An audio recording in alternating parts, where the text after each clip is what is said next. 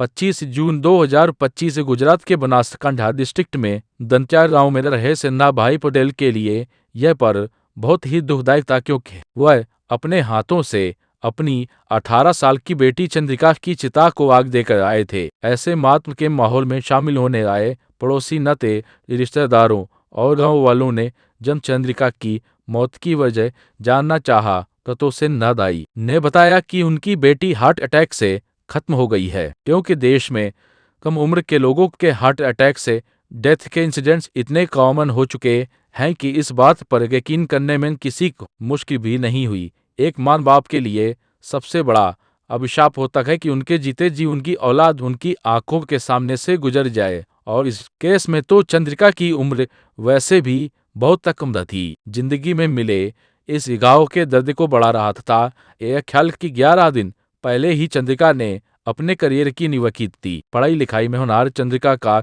14 जून 2025 को NEET exam का result आया था, जिसमें उसने 478 स्कोर किया था, जो उसके लास्ट ईयर के 380 के स्कोर से कहीं बेहतर था। चंद्रिका अपने इस रिजल्ट से काफी खुश थी, क्योंकि उसे विश्वास था कि इस स्कोर से उसे कॉलेज में एडमिशन मिल जाएगा, जिससे वह डॉक्टर बनने के अपने सपने को पूरा कर पाएगी। लेकिन जिंदगी के इम्तिहान में मौत कब उसके सपनों के साथ उसकी जिंदगी को कुचलकर चली जाएगी, इसका अंदाजा किसी को नहीं था। पर देखने में जहां यह एक नेचुरल ट्रेजेडी लग रही थी, जहां एक मौत हुई, सपने चकनाचूर हुए और माताज पिता से उनकी औलाद छीन गई। वो चंद्रिका की मौत के सिर्फ 42 दिन बाद यानी 6 अगस्त 2025 को एक सरकारी दफ्तर में दाखिल किए गए एक कागज ने पलट कर रख दी। उस कागज ने दिखाया कि कैसे सनक, अंधा जुनून और हक जताने की सोच के जहरीले कीड़े जब किसी के दिमाग में घर बना लेते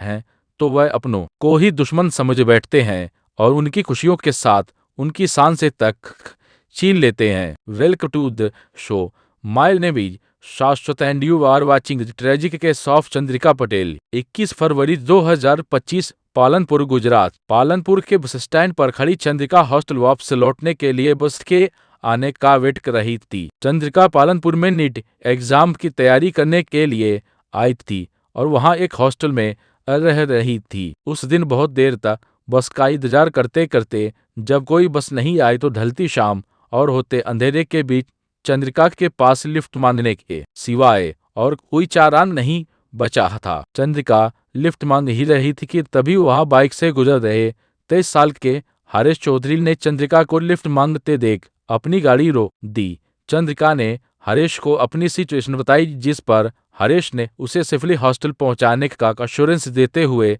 लिफ्ट दे दी। अपनी गट फीलिंग से चंद्रिका को हरीश एक डिसेंट लड़का लग रहा था और हॉस्टल से बस स्टॉप की लंबी दूरी के बीच हुई दोनों की बातचीत ने चंद्रिका के दिल में हरीश के लिए एक अच्छी इमेज बना दी थी, और न सिर्फ चंद्रिका बल्कि हरीश को भी यह एक पुराने कनेक्शन जैसा लगने लगा। नतीजा हॉस्टल आते राते दोनों ने एक दूसरे से अपने मोबाइल नंबर से एक्सचेंज कर लिए। बस स्टॉप में यूं दोनों का मिलना कोई कोइंसिडेंस नहीं बल्कि नियति में लिखी उनकी कहानी का एक हिस्सा था, क्योंकि इसके बाद से ही दोनों एक दूसरे से कभी मैसेज तो कभी कॉल पर ढेर सारी बातें करने लगे, और यही बातें फिर मुलाकात और मुलाकात से प्यार में तब्दील हो गई। 18 साल की चंद्रिका और 23 साल के हरीश दोनों के बीच शुरू हुई इस रिलेशनशिप में हरीश ने अपने पास्ट को चंद्रिका से छुपाया नहीं, और उसने शुरुआत में ही चंद्रिका को बता दिया कि वह शादीशुदा है और उसका एक बच्चा भी है। लेकिन रिलेशन बिगड़ने के चलते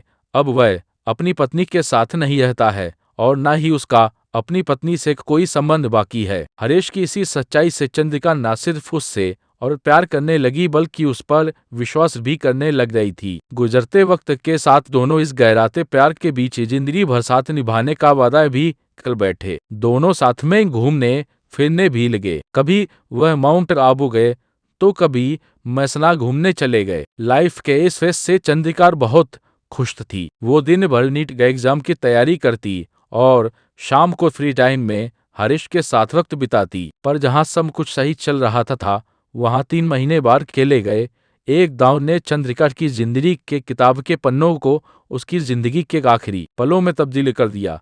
3 महीने बाद 5 जून 2025 परेशान हालत में चंद्रिका का परिवार गुजरात के थरार पुलिस स्टेशन जाता है और रोते हुए बताता है कि उनकी बेटी चंद्रिका मिल नहीं रही है। जैसे तैसे खुद को संभालते हुए चंद्रिका के पिता संधाई बताते हैं कि चंद्रिका 1 महीने पहले नीट एग्जाम देने आई थी और तब से वह अपने घर पर ही रुकी हुई थी और कल यानी 4 जून 2025 को वह घर के काम से बाहर तो गई थी पर तब से वापस नहीं लौटी है। चंद्रिका का फोन भी नहीं लग रहा है और दोस्त नाते रिश्तेदारों को भी चंद्रिका की कोई खबर नहीं है। घर के आसपास के इलाके, मार्केट और जहां जहां चंद्रिका जा सकती है वह उन हर जगहों पर भी उसे ढूंढ चुके हैं पर चंद्रिका का कोई सुराग नहीं मिला है। किडनैपिंग की आशंका से पुलिस ने तुरंत मिसिंग केस दर्ज किया और चंद्रिका का फोन सर्विलेंस पर लगाकर उसकी खोज करना शुरू कर दिया। पुलिस की फुर्ती का उन्हें फायदा भी मिला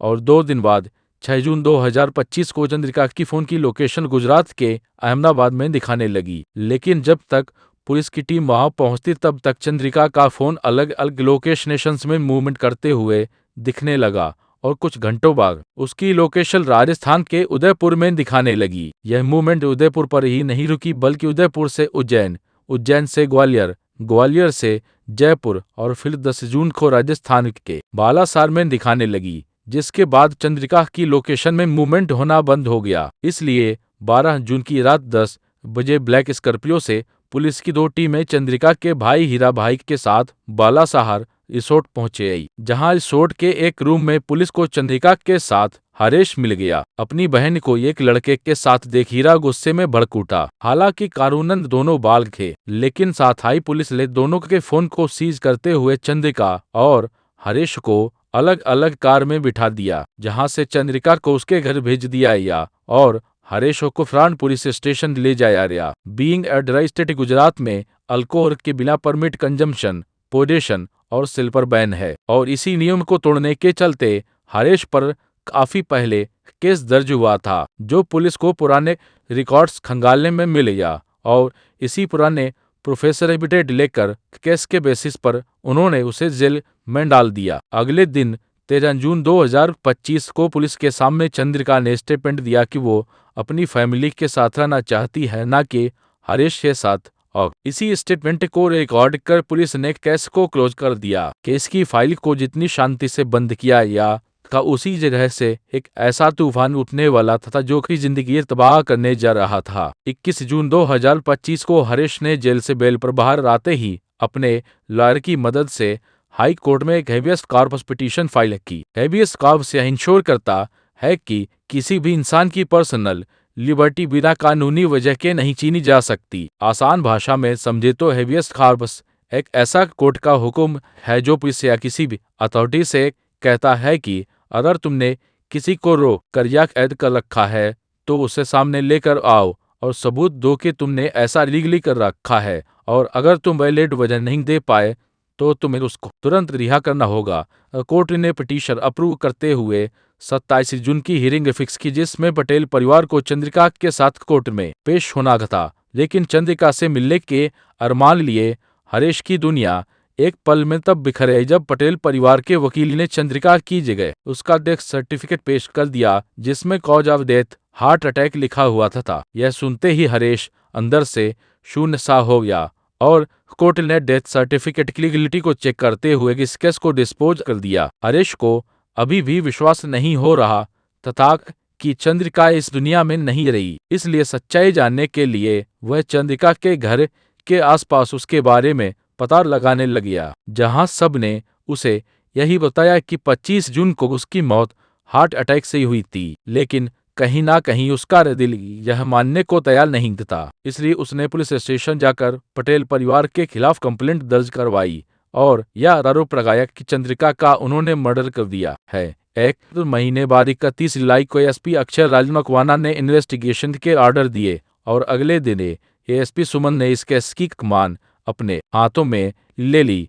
इन्वेस्टिगेशन काफी मुश्किल थी क्योंकि न कोई सीसीटीवी था और न ही फोन लोकेशन से कोई क्लू, इसलिए पुलिस ने चंद्रिका के परिवार को बुलाकर पूछताछ शुरू की, जिसमें चंद्रिका के चाचा शिवराम और जिन नारन से भी पूछताछ की गई। पूछताछ के दौरान परिवार के बयानों में पुलिस को कुछ गड़बड़ नजर आई। तब पुलिस ने हरीश का दिया एक ऐसा सबूत उनके सामने रखा जिसे देखते ही शिवराम और नारायण का सब्र टूट गया और उन्होंने चंद्रिका की जिंदगी में परिवार की सनक और कानून की मिलीभगत से छुपे उस दर्दनाक राज को बयां करना शुरू किया। 4 मई 2025 नीट एग्जाम देने के लिए घर गई चंद्रिका एग्जाम देकर अब वापस अपने हॉस्टल जाने की तैयारी में लग गई थी। हालांकि उसके घर वालों ने चंद्रिका के लिए अलग ही प्लान बना रखे थे। एक दिन बाद यानी 5 मई को पटेल परिवार चंद्रिका को उसके कजिन की शादी में लेकर गए, लेकिन उनका असली पर्पस इस शादी को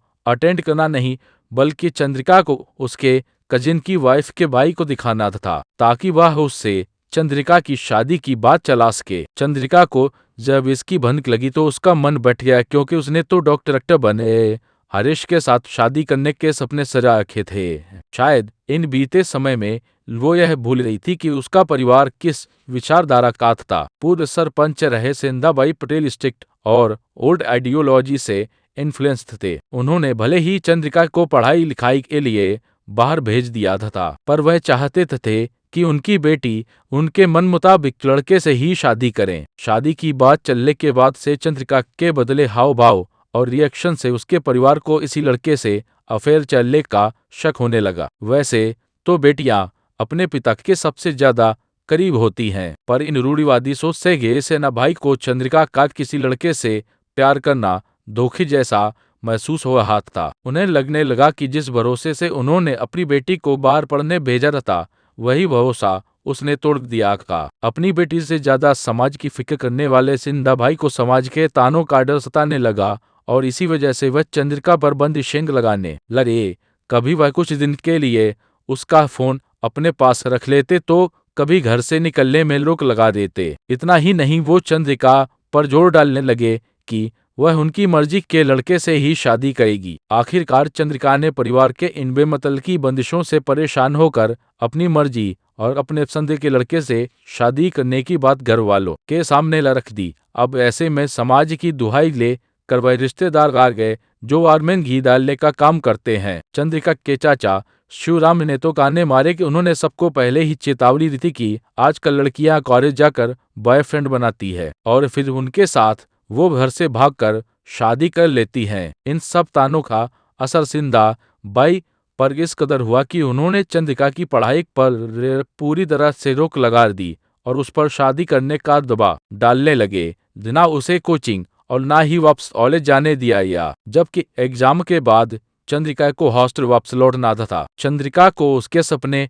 आंखों के सामने बिखरते हुए दिख रहे थे। परेशान हालत में यह सारी बातें चंद्रिका ने हरीश को पर मैसेज करके बताई और कहा कि वो सिर्फ उसके साथ की जिंदगी बिताना चाहती थे। 1520 दिन बाद हरीश और चंद्रिका ने फाइनली साथ ने भागने का प्लान बनाया। 4 जून 2025 को चंद्रिका सबकी नजरों से बचते हुए चुपके से हरीश के साथ अहमदाबाद निकलेगी, जहां दोनों ने अहमदाबाद मिर्जापुर कोर्ट में लिव इन एग्रीमेंट फाइल कर दिया। पेपर वर्क पूरा होने के बाद दोनों उदयपुर, उज्जैन, ग्वालियर, जयपुर घूमते हुए राजस्थान के बालासोर के एक रिसोर्ट में लुक गए, जहां उन्होंने उसी शहर में सेटल होकर परिवार के साथ बातें सुलझाने की कोशिश करने का फैसला लिया। उधर चंद्रिका की फैमिली ने मिसिंग कंप्लेंट दर्ज करवा रखी थी, लेकिन असल में तो चंद्रिका अपनी मर्जी से हरीश के साथ ही हुई थी। बट लोकेशन का पता चलते ही जब पुलिस चंद्रिका के भाई हीराबाई के साथ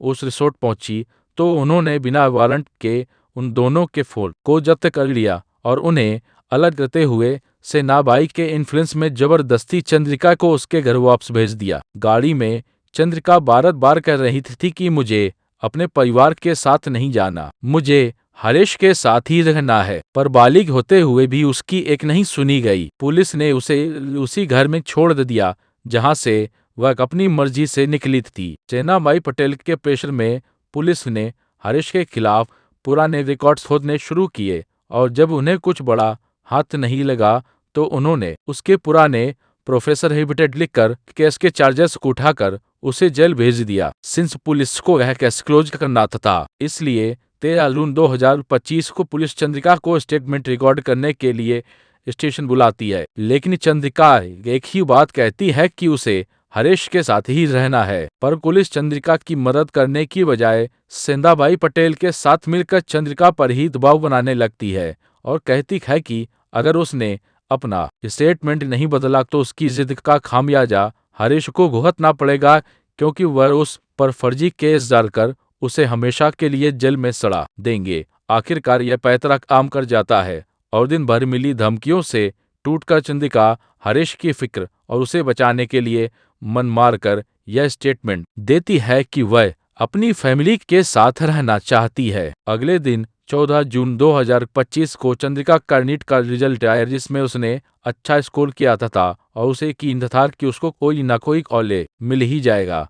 और जिस सफलता पर एक पिता को गर्व होना चाहिए था, वहां पर तो वह इसे अपनी बेटी की आजादी का रास्ता मान रहा था और उसे डर था कि इस पर चलकर वो उसकी इज्जत को मिट्टी में मिला देगी। 7 दिन बाद यानी 21 जून को जेल से बेल पर बाहर आते ही हरीश ने पुलिस से अपना फोन लिया, लेकिन फोन ऑन करते ही वो शॉक्ड रह गया, क्योंकि उसका फोन पूरी तरह से रीसेट हो चुका था। पहले तो पुलिस ने बिना कोर्ट ऑर्डर, बिना वारंट उसका फोन फोर्सफुली एविडेंस के नाम पर ले लिया था, और अगर इसे एविडेंस माना भी जाता तो भी उसे टेम्पर करना कानून के खिलाफ है। कॉन्स्टिट्यूशन का आर्टिकल 21 राइट टू प्राइवेसी देता है, जिसमें फोन को एक प्राइवेट स्पेस माना जाता है और उसमें मौजूद डेटा को हटाना या फोन को रीसेट करना गलत और इलीगल है। लेकिन यहाँ पुलिस तो कानून से नहीं, सेनाबाई पटेल के बनाए नियम से चल रही थी। जेल से बाहर आते ही हरीश को चंद्रिका की फिक्र सताने लगी और हरीश ने तुरंत इंस्टा लॉग इन किया ताकि चंद्रिका से वह कांटेक्ट कर सके। ऐसे में उसने देखा कि 17 जून 2025 को चंद्रिका ने उसे कई मैसेजेस लिखे थे। चंद्रिका ने लिखा था कि उसके घर वाले उसकी मर्जी के खिलाफ जाकर उसकी शादी करवाने के लिए उसे फोर्स कर रहे हैं, पर वो सिर्फ उसे ही शादी करना चाहती है और वो चाहती है कि हरीश उसे यहाँ से ले जाए, और अगर वह परिवार के अकॉर्डिंग शादी नहीं करेगी तो उसके घर वाले उसे मार डालेंगे। यही वो पल था जहां से चंद्रिका की जिंदगी के आखिरी पन्ने लिखने शुरू हो गए थे। क्योंकि जब पुलिस ने यह मैसेजेस चंद्रिका के चाचा शिवराम और अजय नारायण को दिखाए तो उन्होंने 24 जून की रात के सन्नाटे में छुपे दराव ने राज का पर्दाफाश करना शुरू किया। 24 जून 2025 को पुलिस सेंधाबाई पटेल को हिवियस कॉर्पस पिटीशन की नोटिस देने आई थी, जिसमें उसे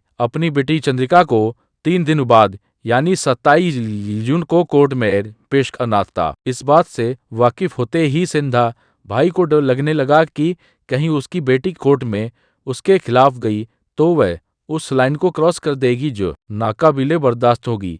अपनी ये ईगो, झूठी इज्जत और शान को बिखरते हुए देख उसने शिवराम के साथ मिलकर यह फैसला किया कि आज वो चंद्रिका को आखिरी बार समझाएंगे और अगर वह नहीं मानी तो उसे जान से मार डालेंगे। शिवराम ने इस प्लान में अपने बेटे नारदा को भी शामिल किया। इसी रात तीनों ने मिलकर चंद्रिका को हर तरीके से समझाने की कोशिश की, लेकिन जब उसने उनके आगे झुकने से मना कर दिया तो इस पर प्लान उन लोगों ने सिडेटिव्स को छुपाकर दूध में मिलाकर उसे पिला दिया। दवाई के असर के चलते चंद्रिका अपने कमरे में जाकर सो गई। जब रात में परिवार के बाकी लोग सो रहे थे तो करीबन 1:30 बजे सेंधाबाई और शिवराम चंद्रिका के कमरे में दाखिल हुए और फिर चंद्रिका को गहरी नींद में सोता हुआ देख सेंधाबाई ने अपने हाथों से अपनी ही बेटी का बेदर्दी से गला घोट दिया। चंद्रिका की जान लेने के बाद उसने नारायण और शिवराम के साथ मिलकर बॉडी को रॉक्सीट स्टोर रूम में लेकर आया और गले में दुपट्टा बांधकर उसे पंखे से लटका दिया। अपनी साजिश को छुपाने के लिए तीनों अपने अपने कमरों में सो जाने का नाटक करने लगे। सुबह 4 बजे तीनों ने स्टोर रूम में जाकर शोर मचाया और बाकी परिवार के सामने यह ड्रामा रच दिया कि चंद्रिका उन्हें वहां पर मरी हुई मिली है। फिर ये इज्जत का हाला देते हुए सबने फैसला किया कि असली बात कभी सामने आनी नहीं चाहिए। इसलिए सभी ने एक सुर में यही कहा कि चंद्रिका की मौत हार्ट अटैक से हुई है ताकि उसका पोस्टमार्टम ना हो और उनका इलाज छुपा रहे। इसी वजह से न तो पालनपुर में बढ़ रहे उसके छोटे भाई को खबर दी गई और ना ही किसी रिश्तेदार को। बस सुबह बसते ही जल्दी जल्दी में उसका अंतिम संस्कार कर दिया गया। क्राइम को कवर अप करने के लिए संधाई ने अपने कनेक्शन का यूज करते हुए फेक डेथ सर्टिफिकेट भी बनवा लिया, जिसमें cause of death heart attack लिखवा दिया गया। पुलिस को दी इन कन्फेशन के बाद पुलिस ने शिवराम और नाल को तो अरेस्ट कर लिया, पर तत्तर पकड़े जाने के डर से बाइक फरार हो गया। चंद्रिका की मौत के पीछे सिर्फ उसकी फैमिली नहीं बल्कि पुलिस भी उतनी ही जिम्मेदार थी। चंद्रिका जिस पुलिस से इंसाफ की उम्मीद लगाए अपनी बात कहती यही उसी पुलिस ने उसे मौत के कुएं में धकेल दिया। उसके पास एक लिविंग एग्रीमेंट था जो क्लियरली दिखाता था कि दोनों अपनी मर्जी से साथ रह रहे हैं। फिर भी पुलिस ने उस डॉक्यूमेंट को सिर्फ कागज का टुकड़ा समझ उसके अधिकार को कुचल दिया। पुलिस का फर्ज था चंद्रिका को प्रोफेसर डेक्ट करना, लेकिन उन्होंने उसे उसी परिवार के हवाले कर दिया।